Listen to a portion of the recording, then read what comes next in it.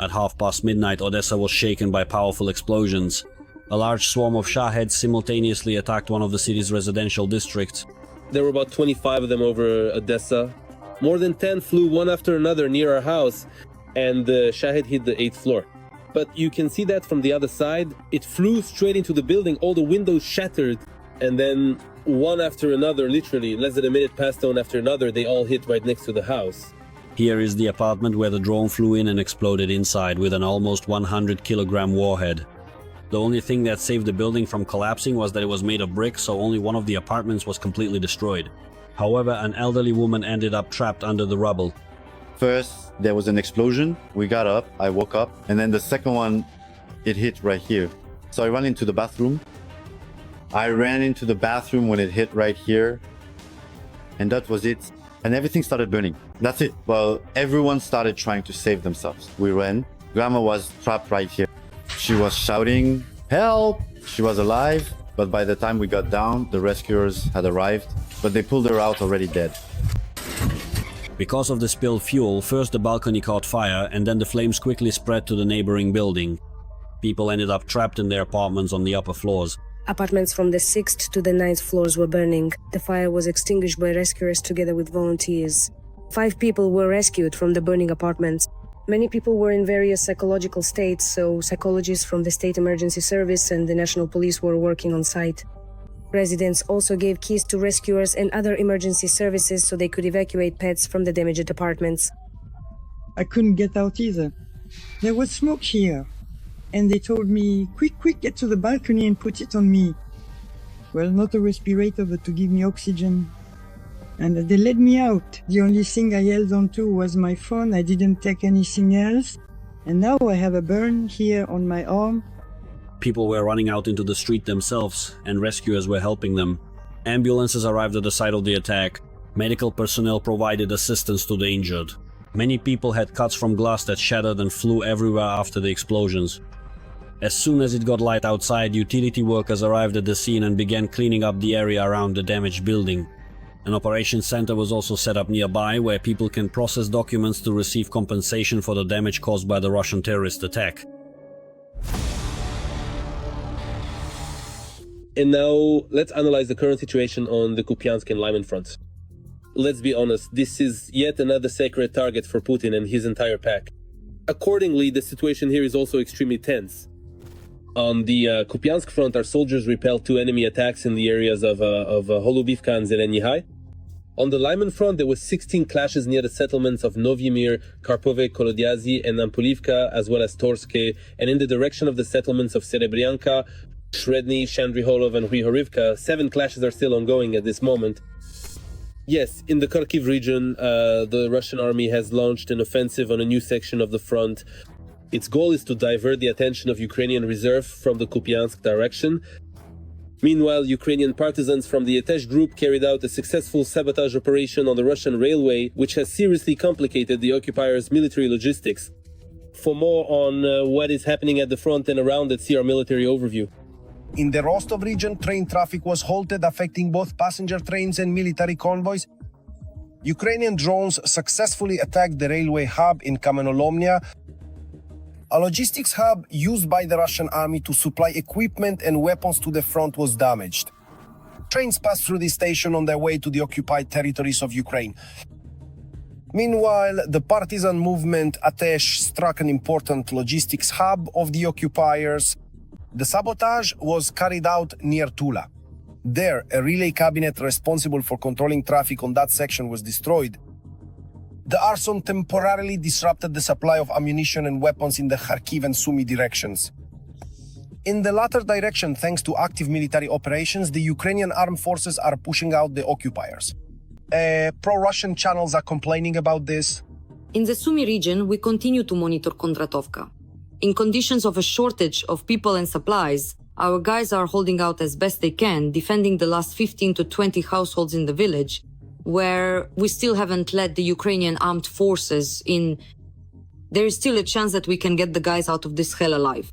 The Russian soldiers have long wanted to strike at Sumy, but in reality the exact opposite is happening. The Ukrainian armed forces are pushing out Russian troops and striking logistics with drones. We're all waiting for amphibies to start terrorizing Sumy. But the Ukrainians are hitting our logistics just as deep. The Novoivanovka-Sverlikovo road is deep in the rear, seemingly about 20 kilometers from the front line. But that doesn't stop the Ukrainian armed forces from maintaining fire control over this road with ordinary, cheap drones costing just $500 each. About 10 pieces of equipment were lost on this supply route just yesterday. And that's the main artillery for the entire garrison in Yunakovka. Those laying out anti-drone nets have a lot of work to do on this road. But they should have been sent here the day before yesterday. The main tactic for the offensive remains assaults by small infantry groups. The Ukrainian armed forces are responding with the mass use of FPV drones, in which they have both numerical and qualitative superiority. On the Kharkiv front, they are trying to push through the Ukrainian forces with sheer numbers. Russia has opened another front in the Kharkiv region to draw our reserves away from the Kupiansk direction. Overall, the situation is not very favorable for us. The long stretch of the border allows the enemy to carry out such actions almost along the entire line. Such fires, due to a lack of reserves, have to be put out by bringing in forces from brigades that are already carrying out combat missions directly on the front line. A huge number of anti-drone nets are being forced to be installed in the Zaporizhia region. This is the settlement of Orikiv. On this front, the Russian army has not achieved any success, so it terrorizes civilians and the military with drones. In this direction, the occupiers constantly throw their personnel into pointless attacks without water or food. For 21 days, yes, we were there almost without food or water. Many of our people died, that's it. Not many, but for our small unit, these are very significant losses. Donetsk region is the main target of the Russian army. These are shots of drones from the 59th Brigade destroying yet another group of occupiers in the Pokrovsk direction. They keep coming at us 24/7. The main targets of the summer campaign are Pokrovsk and Kostiantynivka in the Donetsk region. Russian forces are trying to encircle these cities and cut off their supply lines to force the Ukrainian armed forces to withdraw from them. Mass assaults did not work. The pace of the summer offensive by Putin's troops turned out to be slower than in the fall of 2024. In the first half of the summer, the Russian army captured 857 square kilometers of Ukrainian territory. According to Deep State, the pace of advance was higher than in the spring, but still does not reach the levels of last fall. In November alone, 730 square kilometers were captured. Many civilian publications report that the summer offensive by Russian forces has been the deadliest for the occupying army since the beginning of the war. According to The Economist, more than 30,000 Russian soldiers have been killed since the beginning of May. And that's according to the most conservative estimates. Every voice matters. Join our community, support independent journalism and help us bring you the truth from Ukraine. Become a member of Ukraine Today. Join us now. In addition, the Dnipropetrovsk region suffered a massive drone attack. There are dead and wounded. Explosions were heard in Kryvyi Rih, Dnipro and Nikopol.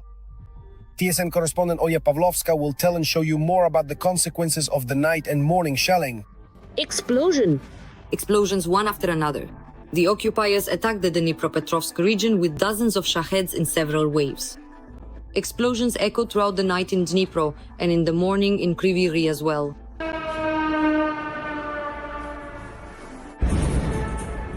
A column of smoke in Kryvyi Rih. A woman was wounded. In Dnipro, they are still dealing with the fires from the night. Everything's burning. In the regional center, 1 person was killed and 5 were wounded, 3 of them men, all in serious condition. Fires broke out at industrial sites. Serhiy, the owner of an auto repair shop, saw the attack on surveillance cameras and rushed to save the station and his neighbor's property. We're helping to figure out what's where here so we can localize the fire as quickly as possible. There were flammable materials back there. I warned them about that. We are entrepreneurs. So what's here? Metal plastic windows? I don't know, an auto repair shop. Well, everything is usual. No, this isn't a military facility. People make sports equipment for pull-ups. Some are transport carriers. Warehouses and businesses have been destroyed and an office building has been smashed. Here, they are trying to clear away the destroyed property.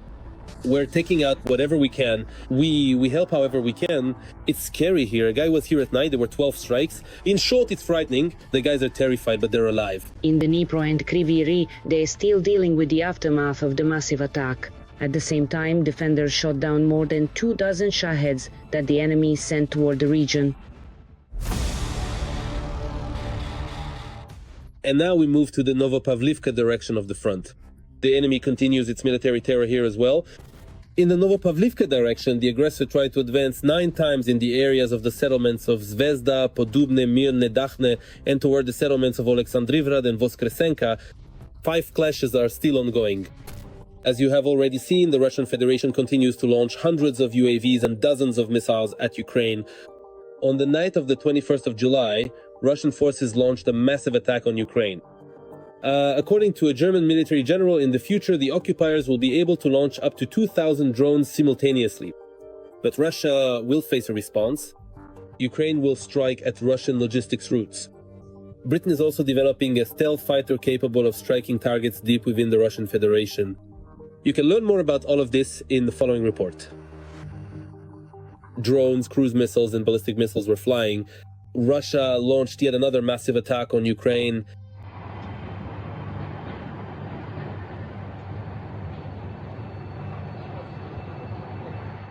The epicenters of the strikes were Kyiv, Ivano-Frankivsk, and Kharkiv.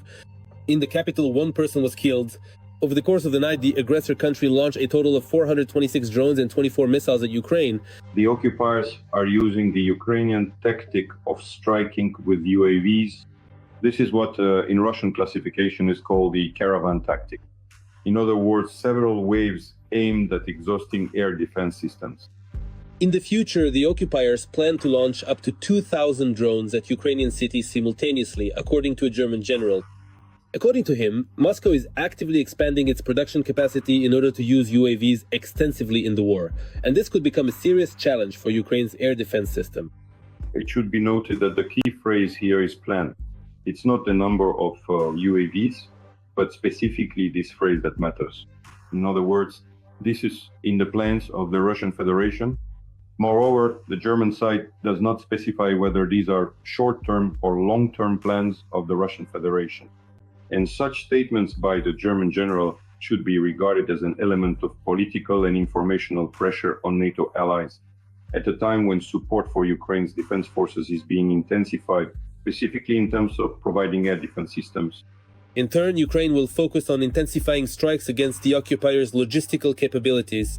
Everything in Russia that contributes to the war effort must suffer from deep strikes, long-range attacks by Ukrainian strike drones, Zelensky stated, adding that as early as next week, the country will sign additional contracts that will allow for increased deliveries of the necessary UAVs for the front and for the protection of the population. Today's attack by Ukrainian UAVs once again forced the Russian side to implement the Carpet Plan and close the airspace over almost the entire European part of the Russian Federation. Preliminary estimates of the damage exceed 10 billion rubles. As we can see, the Ukrainian side has found the Achilles heel of the Russian economy, regardless of the effectiveness of the final strike by Ukrainian UAVs. The Russian side is forced to implement the Carpet Plan. Meanwhile, in Russia, a new superweapon has been unveiled, the combat vehicle Typhoon PVO, which already underwent serial testing back in 2024 and has now entered mass production. This air defense system, which of course has no analogs in the world, is planned by the occupiers to be deployed to protect bridges and factories. The development of these. Typhoon PVO took the Russian military industrial complex about 15 years. Now, this is a real indicator of the state of the Russian defense industry. It should be noted that this so-called know-how features, well, exclusively bulletproof protection of Russian design. That is, apparently, we're primarily talking about using this Typhoon PVO to cover rear facilities in the operational rear of Russian occupation forces. But it seems even this wonder machine won't be able to help Russia. The United Kingdom, together with its partners, is working on the development of a new flagship 6th-generation fighter jet, which, in the event of a war between Russia and NATO, will be able to reach military targets on Russian territory undetected by air defense systems and attack them without refueling, according to the Telegraph. When specific and firm deadlines are officially announced, unlike the Russian side, which has unfortunately cancelled several previously announced and highly anticipated aircraft projects. European and Japanese manufacturers consistently deliver tangible and concrete results, demonstrating their commitment and reliability. Therefore, Russia and China, we have to face a serious challenge when it comes to suppressing air defense systems directly in the rear areas within their own countries.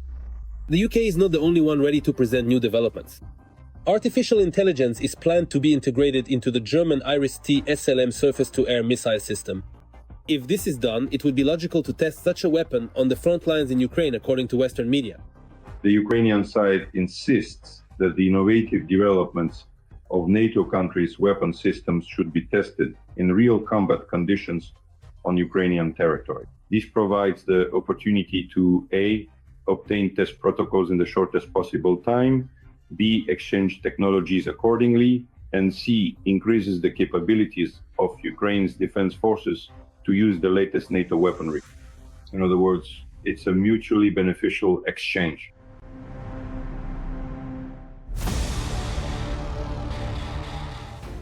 That's all for today. But very soon on the Front News program, you'll see new, unique reports from our journalists in the hottest spots of the war gathered so that you know the truth. This was Volodymyr Timoshenko with you. Take care of yourselves and your loved ones.